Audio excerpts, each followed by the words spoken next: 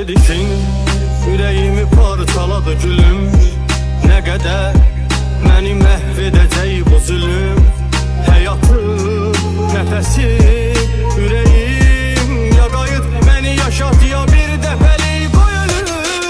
Hasret ne demektir bilirəm onsuz, her saniye ölürəm yazsın bir kelime ki gelirəm gelsin, gözleyirəm gelsin. Onsuz ölüm onsuzdu benim ruhum, daha bumbuzdu benim eşkim, ona sonsuzdu benim bilsin, gözleyirəm gelsin. Hasret ne demektir bilirəm onsuz, her saniye ölürəm yazsın bir kelime ki gelirəm gelsin, gözleyirəm gelsin.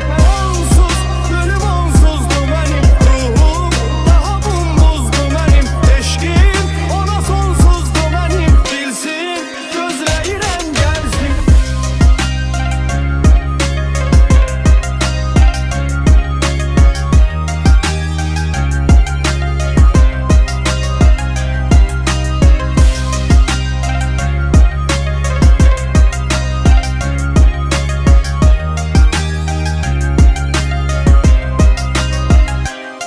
Sözlerin aktarır seni gezir yüreğin, yüreğin buna bəs necə dözür yüreğim.